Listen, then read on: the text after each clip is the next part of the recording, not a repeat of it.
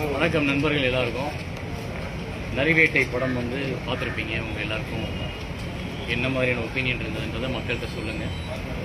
மக்கள் இந்த படத்தை பார்க்கணும். நரிவேட்டை தமிழ் வெர்ஷனில், மலையாள படமாக இருந்தாலும் தமிழ் வெர்ஷனில் கொடுத்துருக்கோம். தமிழ்நாடு முழுக்க ரிலீஸ் ஆகிருக்கு. இப்போ எனக்கு இது ஒரு புது டைமென்ஷனில் இந்த படம் இருக்கும். நீங்கள் படம் பார்த்தீங்கன்னா எல்லாருக்கும் அது பிடிக்கும். இது வந்து ஒரு மக்களுக்கான உரிமை சம்மந்தப்பட்ட ஒரு படம் தான். மக்களோட உரிமையும் மக்களோட போராட்டமும், அது வந்து ஒரு கூட்டமாக தான் இருந்து போராடணும்னு கிடையாது. ஒரு தனி மனிதனாக கூட போராடி நமக்கான ரைட்ஸை வாங்க முடியுன்றதை ப்ரூவ் பண்ணுற படம் தான். இதில் எப்பவும் நான் வந்து ஒரு கதாநாயகனாக இப்படின்னு எடுத்து பழக்கப்பட்டேன்னா, இந்த படத்தில் ஒரு வித்தியாசமான அனுபவம் எனக்கு கிடைச்சது.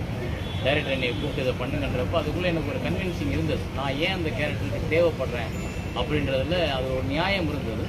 ஸோ அது ஒரு டைரக்டராகவும், அப்புறம் அந்த படத்தோட டைரக்டர் எனக்கு ரொம்ப பிடிச்சவராக இருந்ததுனாலையும், அந்த ஸ்டோரியே அந்த கேரக்டர் எனக்கு பிடிச்சனால நான் அதை பண்ணினேன்.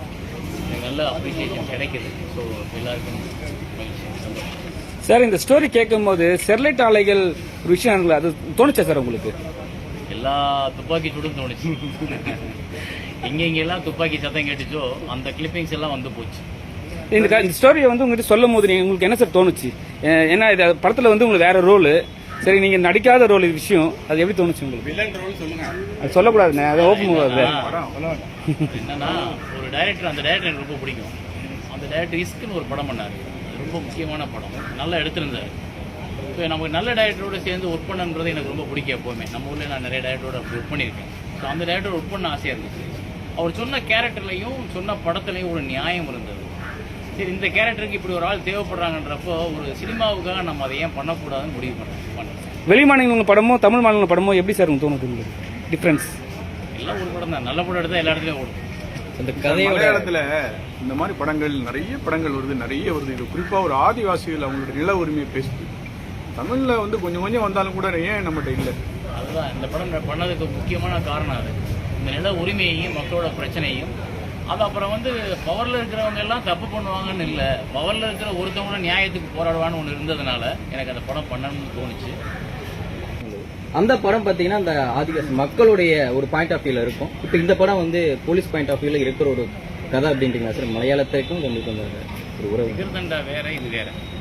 கதையோட கருன்னு சொல்றேன் சார். இப்படி பார்த்தா போலீஸ் கதை நிறைய இருக்கு, மக்கள் உரிமைக்காக போராடுற படங்கள் நிறைய இருக்கு. அதை இந்த டைரக்டர் எந்த ஆங்கிளில் எவ்வளவு சிறப்பாக கொடுத்துருக்கான்றது தான் நம்ம பார்க்கணும். அப்படி பார்த்தா படம் சரிகோ 17 சூரத்தில் 10,000 பாட்டு போடுற மாதிரி ஒரு 10 பிளாட்டை வச்சுக்கிட்டு தான் நம்ம பழகுறோம். அதனால இது அது இல்லை. இது ஒரு போலீஸ் பாயிண்ட் ஆஃப் வியூல எந்த காரணங்களுக்காக நம்ம யூனிஃபார்ம் போடுறாங்க, ஆனால் அந்த யூனிஃபார்ம் போட்டவன் கையிலே துப்பாக்கியை கொடுத்து யாரை பாதுகாக்கணுமோ அவனையே அடிக்க சொல்றது இருக்குல்ல, அது வேற. சரி, செகண்ட் பார்ட் லீட் கொடுத்துருக்காங்க, அதுலேயும் நீங்கள் இருப்பீங்களா?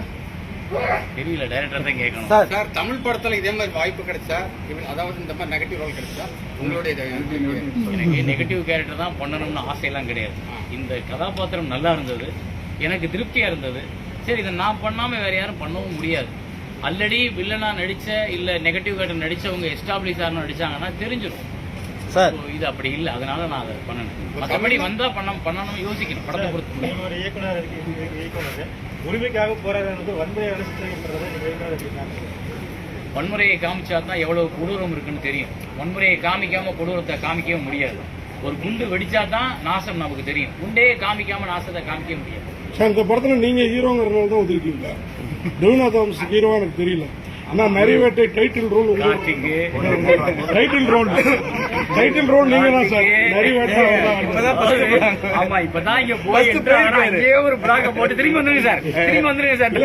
நரிவேட்டை டைட்டில் உங்களுக்கு தான் பொருத்தம். அப்படிலாங்க, நரிவேட்டைன்றது இந்த நரியை வேட்டையாடுறது அவங்க. அதனாலதான் ஹீரோ சார். இந்தியாவில் வந்து காவல்துறைக்கும் மாவோயிஸ்டுகளும் பல ஆண்டுகளாக வந்து மிகப்பெரிய பிரச்சனை நடந்துகிட்டு இருக்கு, போராட்டம் நடந்துகிட்டு இருக்கு. இது வந்து எப்போ தீரும்னு நினைக்கிறீங்க? இதுக்கான தீர்வு என்னன்னு உங்களால சொல்ல முடியுமா சார்? நீங்க அரசியல்லே இருக்கீங்க. நான் முதலமைச்சர் கிடையாது, நான் அரசியல்ல கிடையாது, நான் எந்த பவர்லையும் இல்லை. நான் ஒரு எழுத்தாளர், நான் ஒரு இயக்குனர். என்னோட படங்கள்ல அதுக்கு தீர்வு, அதுக்கான சப்ஜெக்ட் எடுக்கும்போது வரும். மீண்டும் டைரக்ஷன் எப்போ சார்? விரைவில் சார். நம்ம ஊர்ல இருக்கிற புரட்சி படங்களை விட இந்த படம் கொஞ்சம் ஸ்ட்ராங்கா அழுத்தமா இருக்குது. நீங்க சொல்லிட்டீங்க அரசியல்வாதி இல்லைன்னா ஒரு எழுத்தாளர் டைரக்டர், உங்க பார்வை எப்படி? அழுத்தமா இருக்கு, உண்மைதான். அவங்க நம்ம ஆட்கள் வந்து வேற விதமா எடுப்போம், வேற ஆங்கிள் காமிப்போம். அங்கே ஒரு ஹீரோயிசம் வரும், இங்கே அது ஹீரோயிசம் இல்லாத ஒரு படமா இருக்கிறதுனால உங்களுக்கு அந்த அழுத்தம் ஃபீல் பண்ண முடியுது. ஒரு ஹீரோ அதை செஞ்சிருக்காருன்றதை நம்ம பாராட்ட வேண்டிய விஷயம். வினோத் தாமஸ் வந்து இதை எடுத்து இதை பண்ணது ஒரு பெரிய விஷயம். தமிழ் சினிமாவில் இதே மாதிரி கதைகள் எடுக்க முடியுமா சார் ஃப்ரீயா? எடுக்கலாம், நிறைய எடுத்திருக்காங்க. ஏன்னா நிறைய பிரச்சனை இருக்கு, எது பண்ணாலும் அரசியல் ஈடுபாடு இருக்கு. ஒரு பொலிட்டிக்கல் போய் படம் போட்டு காட்டணும்னு வராங்க.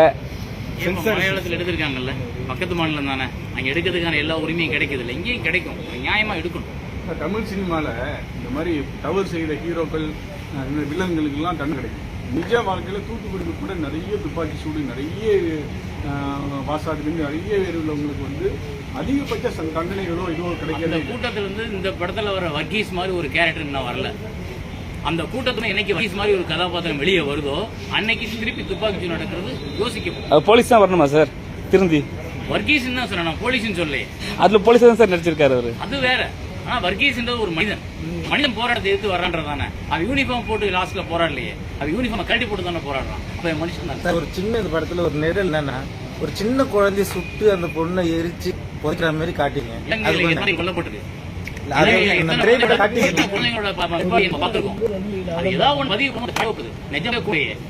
நடிக்க வச்சிருக்கோம், அவ்வளவுதான். அதனால நீங்க வந்து சினிமாவை பாருங்க. அங்கே நீங்க மனிதாபிமானத்தை பாத்தீங்கன்னா எந்த சினிமாவை எடுக்க முடியாது. Okay sir. குண்டுபட்ட மாதிரி நடிக்க வச்சிருக்காங்க, ஆனா போலீஸ்காரங்க ஃபுல்லா குடிக்க வச்சிருக்காங்க சார். நிறைய அந்த மாதிரி நடக்குங்களா தெரியல, நான் போலீஸ்காரன் இல்ல, நான் அந்த டிபார்ட்மெண்ட்ல இல்ல, என்னால சொல்ல முடியாது. அந்த காமிச்சிருக்கான அந்த டைரக்டரோட பாய்வு ஒரு உண்மையிலே நடந்த சம்பவத்தின் அடிப்படையில் தான் எடுக்கப்பட்டது. இப்போ கூட கரண்ட்ல பாத்தீங்கன்னா வட மாநிலங்கள்ல இந்த மாதிரி நடந்துகிட்டு இருக்கு. பழங்குடியினர் இந்த மாதிரி மாவோயிஸ்டுன்னு சொல்லி போடுறாங்க. உங்களை மாதிரி சமூக நலத்தோட நடிக்கக்கூடியவர்கள் வந்து நிஜமே நடக்கிறப்ப அதுக்கு ஒரு எதிர்ப்பு குரலா பதிவு பண்ணிக்கணும் நல்லா இருக்கலாம். ஏன்னா மேதா பட்கர் எல்லாம் பண்றாங்க, வேற ஒரு துறையில இருக்கிறவங்க வந்து இந்த அரசியல் ரீதியான விஷயங்களை எதிர்க்கிறாங்க. எங்களை மாதிரியான ஆட்கள் வந்து இதுக்காக ஒரு எதிர்த்து குரல் கொடுத்தீங்க அப்படின்னா ஒரு நல்ல. நீங்க சொல்ற குரல் கொடுக்கிற லிஸ்ட்ல இருக்கிறவங்கல 1111வது ஆளு. அந்த 1110 பேர் குரல் கொடுத்தாங்கன்னா 111வது குரல் வரும். இது பயம் கிடையாது. இங்க என்னன்னா எல்லாருக்கும் வாழ்க்கை பிரச்சனை இருக்கு, எல்லாரும் வாழணும், எல்லாரும் போராடணும், எல்லாரும் ஒரு பாதையை நோக்கி ஓடணும். நான் என்னை சினிமா எடுக்க விடல, சினிமா நல்ல சினிமா எடுக்கிறதுக்கு சரியான தியேட்டர் கிடைக்கல, எனக்கு அதனால போக முடியல, நான் படம் எடுக்கிறது நிப்பாட்டி வச்சிருக்கேன்னு முதல்ல என்னோட வாழ்க்கைக்கு போராட வேண்டியது. நான் எனக்கே போராடாதவன் நான் எப்படி அதுக்கு போய் போராட முடியும்? குறைஞ்சபட்சம் இந்த படத்தில் நடித்ததுக்கு பாராட்டுகள். நன்றி சார். உங்களை இந்த மாதிரி ஆங்கிள் யோசிச்சது யாரு? டைரக்டரா, ஹீரோவா, வேற யாருமா? யாருமே யோசிச்சு பார்க்காத ஆங்கிள் ஒருத்தர் யோசிச்சிருக்காரு. யாரு? டைரக்டர் தான். கண்டிப்பா அந்த கிரெடிட்ஸ் எல்லாமே டைரக்டருக்கு தான் போகணும். அந்த டைரக்டர் ரொம்ப நல்ல டைரக்டர். அவர் 2வது பகுதியில் பதிவு பண்ண அத்தனை விஷயங்களும் வந்து அவரோட சிந்தனை தான். அவர் வந்து ஒரு கம்யூனிஸ்ட் சிந்தனை உள்ள ஒரு இயக்குனர். அதனால தான் அவருக்கு இந்த மாதிரி ஒரு போலீஸ்காரனா இருந்தா மனுஷன் அவர் கால் கிட்ட சட்டையும் அந்த துப்பாக்கி கைப்பிடிக்கிறது அப்படின்றது ரொம்ப ஸ்ட்ராங்கா புரியுது. முழுக்க அனுராஜ் மனோகர். தமிழ்நாடு காவல்துறை இதை ஏத்துப்பாங்கன்னு நினைக்கிறீங்களா சார்? சார் ஏத்துக்கிறது ஏத்துக்காது இல்ல சார். இந்த படத்தை பண்றோம், பாக்குறாங்கன்னா பாக்குறாங்க, பாக்கலாம் அவங்ககிட்ட மாத்திக்க முடியுது மாத்தி போறாங்க. நான் உட்காந்து இங்க எல்லாத்துக்கும் ஒரு பகவத்கீதை எழுத முடியாது இல்லையா? நீங்க கேள்வியை வந்து எல்லாத்தையும் அந்த பக்கமே திருப்பி திருப்பி விடுறீங்க. அப்படி பண்ணக்கூடாது. நம்ம ஒரு படம் எடுத்திருக்கோம், அந்த படம் பேசுறத மக்கள் பேசணும், அவ்வளவுதான். நம்ம போய் பிரச்சனையை பத்தியே பேசக்கூடாது. நாங்களும் ஒரு போராளி. பேர் என்ன? கார்த்திக். கார்த்திக்னால இப்படி தானோ?